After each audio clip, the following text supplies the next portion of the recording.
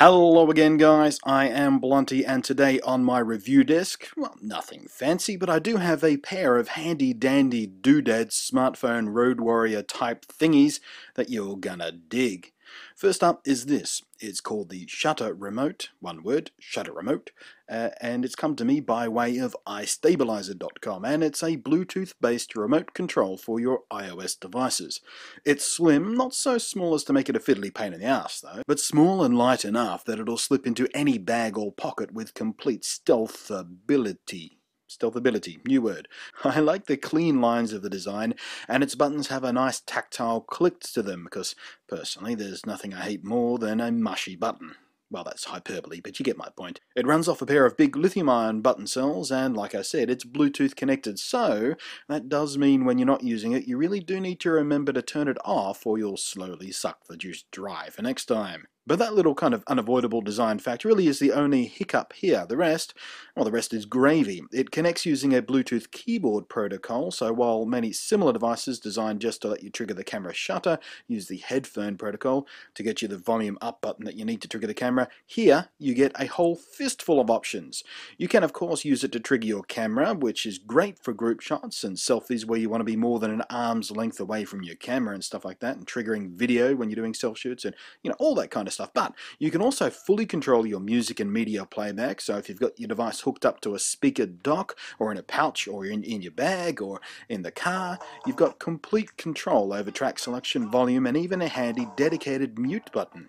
And if you're the boring business type person who has suits every friggin' day, you can also use it to control your presentations and slideshows of graphs and stuff, I guess.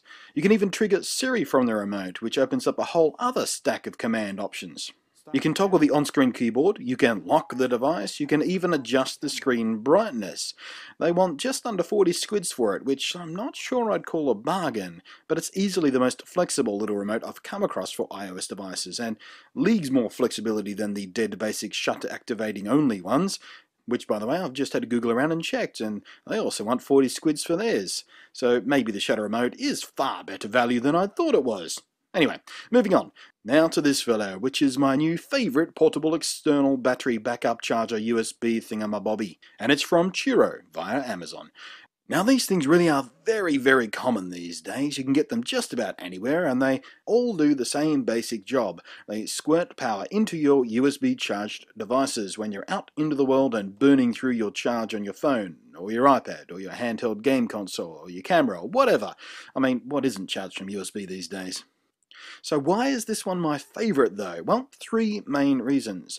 The first is, as you may have noticed by now, it's designed to look like Danboard. And if you don't know who Danboard is, then this may not really matter to you. But I think it's cute and whimsical, and I kind of dig that from a type of product which is normally very boring and utilitarian looking. His mouth is a button you can use to make his eyes light up, and the colour of these lights, either yellow, orange or red, will tell you how close you are to depleting all of the electrons carefully stored inside. And again, that really speaks to my inner child. It's just fun, whimsical. I love that word. It's whimsical. The second reason of the three is that it's got two outputs, one of which is the standard 1 amp output, good for your smartphones and pretty much every other USB charged device out there, but it also has a high current 2.1 amp output, which will make your life much easier if you've got a big juicer like the iPad or something, because they charge painfully slowly from regular 1 amp outputs that you find on sort of 95% of the US backup batteries out there.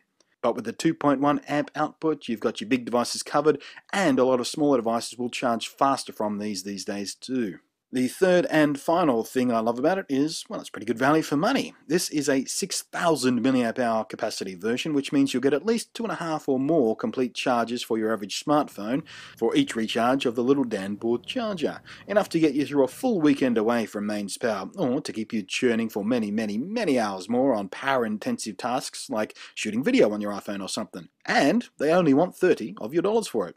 They also make a whopping 10,400 mAh version, which they didn't send me to check out, but it's more or less the same. It's just bigger and with what I'd like to call epic juice hoarding abilities. You'll pay $35 for that one right now. It even comes with a nice little hemp carrying pouch to keep gunk and dust and crap out of its ports while it's in your bag or whatever, so that's thoughtful.